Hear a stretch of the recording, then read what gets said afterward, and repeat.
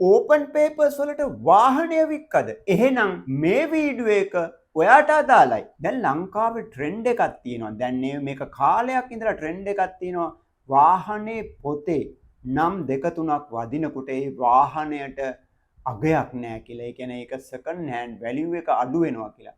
ඉතින් එහෙම හිතන නිසා මිනිසුන්ගේ මේක මතයක් එහෙම වෙන්නේ නැහැ.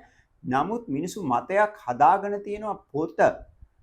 පොත දිහා නෙවෙයි බලන්න ඕනේ. බලන්න ඕනේ වාහනේ දිහා. වාහනේ කන්ඩිෂන් එකට වඩා පොතේ කන්ඩිෂන් එක බලනවා. ඒතර පොතේ නම් දෙක තුනක් තියෙනවනම් මිනිස්සු හිතන්නේ මේ වාහනය සෙකන්ඩ් හෑන්ඩ් වැලියු එක අඩුයි කියලා. ඒක නිසා පුරුදු වෙලා තියෙනවා ඕපන් පේපර්ස් වලට විකුණන. හැබැයි ඕපන් පේපර්ස් වලට ඔයා වාහනය වික්කොත් ඒකේ ගන්න කෙනාට ප්‍රශ්නයක් නැහැ. ගන්න කෙනාට ඒක වාසි. ගන්න කෙනාත් කරන්නේ ඔයා මේකමට ඕපන් පේපර්ස් වල දෙන්න. මම මේ ගාන දෙන්නම් කියලා. ඔයාත් ඉතින් ලේසියට අර RMV එකෙන් දෙන කොළ, ඒ කියන්නේ RMV එකෙන් දෙන ෆෝම්ස් වල MTA6 MTA8 වල අස්සම් කරලා දෙන්නම අස්සම් කරලා ඒක රෙජිස්ටර් එක, ඒ කියන්නේ ඒක ෆිල් කරලා පුරවන්නේ නැහැ. ඔයාගේ නමට පුරවන්නේ වගේ අස්සන විතරයි තියෙන්නේ.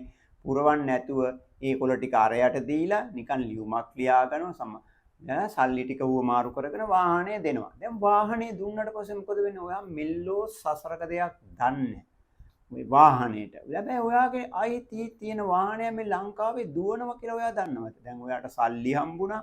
ඔයා වෙන වාහනයක් ගනි. ඔයා ඒ වාහනේත් ගනි සමහරවිට ඕපන් පේපර්ස් වල වෙන කෙනෙක්ගේ එකක්. දැන් ඔයාගේ වාහනේ ලංකාව පුරා දුවන ඔයාගේ නම. ඔයාගේ නමේ ඔයාගේ වාහනේ ඔයාගේ නෙවෙයි වාහනේ වෙන කෙනෙක් දුවන්නේ. හැබැයි ඔයාගේ නමින් තියෙන ඔයාගේ අයිතියට තියෙන මොනවා අර ඕපන් පේපර්ස් නේ ඕපන් පේපර්ස්. දැන් එතකොට ඒක දුවනවා. දැන් ඔයා හිතන්න මේකේ භයානකකම කොච්චරද කියලා. මේ වාහනේ දැන් ඒ ගත්ත කෙනා මොන වගේ කෙනෙක්ද? එයා සමහරවිට තව කෙනෙකුට ඔයාගේ අර ඕපන් පේපර්ස් මතම තව එක්කෙනෙකුට දෙන්නෙකුට තුන් දෙනෙකුට හතර දෙනෙකුට විකුණයි. විකුණලා මේක යනවා කියමුකෝ අපි පාතාලයේ අතට. පාතාලයේ අතට ගියොත් මේගොල්ලෝ කරන්නේ මොනවද? කුලියට මිනී මරනවා. ඒක අයිස් මද්ද්‍රව්‍ය ප්‍රවාහණය කරනවා. කරපුවාම මේක අතරමඟ දාලා යනවා. හිතන්න දැන් උඩ මේ දවස්වල කොයිතරම් වෙඩි තියලා පලා යනවද? එතකොට ඔයාගේ වාහනයකට යොදාගත්තොත් එතකොට දැන් ඔන්න අතරමඟ දාලා ගියා. දැන් පොලිසියෙන් නිවුස් වලට කියනවා අද මෙහෙම වෙඩි තැබීමක් සිදු වුණා. මෙන්න මේ වාහනේ පලා ගියේ. මෙන්න අපි CCTV දර්ශන වලින් හොයාගත්තා. මේ අහවල් වාහනය. මේ වාහනේ මේ කැලෑබද ප්‍රදේශයක දාලා ගිහින් තිබිලා අපි හොයාගත්තා. අපි ඒක පරීක්ෂා කරලා බලනකොට ඒකේ අයිස් මද්ද්‍රව්‍යයක් තිබ්බා. එතකොට අපි මේ වාහනේ ලියාපදිංචි අයිතිකරු කවුද කියලා හොයා බලපුවා. මෙන්න මේ තැනත්තා. එතකොට ඒ තැනත්තා ඔයා වෙන්න පුළුවන්. එතකොට ඔයාගේ ගෙදරට හොයාගෙන එනවා. හොයාගෙන ආපුවාම පොලිසිය ආයේ වෙන කතාවක් නැහැ. කෙලින්ම ඔයාව අත්අඩංගුවට ගන්නවා. අත්අඩංගුවට අරගෙන ගිහලා පරීක්ෂණ කරනවා. එතකොට ඔයා ඉතින් අසරණ වෙලා වැගා පැත්තලා කියනවා සර් මේ වාහනේ මගේ නෙවෙයි මම මේක වික්කා.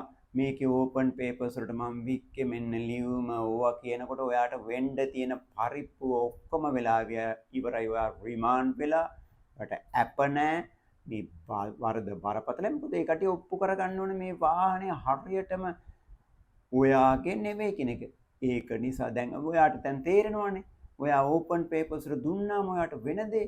ඉතින් ඔයා අර මුළු පරිප්පුවම කාලේ නඩුවෙන් නිදහස් වෙලා එනකොට ඔයාගේ සල්ලිත් ඉවරයි, ඔයාගේ කාලෙත් ඉවරයි, ඔයාගේ කීර්ති නාමයත් ඉවරයි. ඔයාගේ ප්‍රෙස්ටිජ් එකත් සම්පූර්ණ කරනවා. ඔයා හිතමු වැදගත්ම පුද්ගලයෙක් කියලා සමාජයේ. ඔයාට මොකද වෙන්නේ? ඔයාගේ ළමයි ඉස්සරහ ඔයාව පොලිසියෙන් උදලගෙන යනවා. ඇයි මේ ඔයාගේ වාහනේ මිනිස්සු මරලා ඒක ඇතුලේ කුඩු තිබිලා. ඉතින් ඔයා මොකද්ද කරන්නේ? ඒකින්ද ඔයා කීයටවත් ඕපන් පේපර්ස් වලට වාහනේ දෙන්න එපා. ඔයා දැන් ඕපන් පේපර්ස් වලට දීලා තියෙනවා නම් ඉක්මනින්ම අඩුම වශයෙන් ඔයාගේ පැත්තෙන් වෙන අදාළ ලේඛනය හරි පුරවලා දැන්වත් යවන්න RMV එකට. එහෙම නැත්නම් ඔයා රෙජිස්ටර් තැපෑලෙන් යවන්න මගේ මේ අහවල් වාහනේ මම විකුණලා තියෙන්නේ මෙන්න මෙහෙමයි. දැන් මේ තැනත්තට කියලා අහවල් තැනත්තට කියලා අඩු ගානේ රෙජිස්ටර් ලියුමක්වත් යවලා තියන්න. එහෙම නැත්නම් ඒ වගේම ඔයා මතක තියාගන්න ඔයා රෙජිස්ටර් ඕපන් පේපර්ස් වලින් නැතුව විකුණන අය වුණත් තමන්ගේ වාහනය විකුණන වෙලාවේ අත්සන් කරන MTA6 එකයි A8 එකයි දෙකම හොඳට පුරවලා අත්සන් කරලා ඒකේ ෆොටෝකොපිස් අනිවාර්යෙන් තමා ගාව ෆයිල් එකක් තියාගන්න. හදිස්සියවත් අර තැනත් ඒ අදාළ ලේඛන බාර දුන්නේ නැතත් ඔයාගේ ලේඛන ටික බාර දෙන්නත් ඕන. ඔයාලට පුළුවන් නම් ඒ කොම ලේඛන ඔයාම බාර දෙන්න RMU එකට. නැත්නම් රෙජිස්ටර් තැපැලේ අවල ඒ කුයිතාංශي තියාගන්න. එතකොට ඒවැ ෆොටෝකොපිස් කාලයක් යනකම් ඔයා තියාගන්න. ඒවා විසික් කරලා දාන්න එපා. වෙනම ෆයිල් එකක්. ඔයාගේ වාහනේ ඔයා විකුණලා කාලයක් ගියත් ඒ ෆයිල් එක ඔයා ගාව මේන්ටේන් කරගන්න. මොකද හදිස්සියවත් මේ වගේ ප්‍රශ්නයක් වෙලා ඔයා ළඟට ඒ නිලධාරීන් ආවොත් පොලිසියෙන් ආවොත් ඔයාට අර ෆයිල් එක ඉදිරිපත් කරන්න පුළුවන්.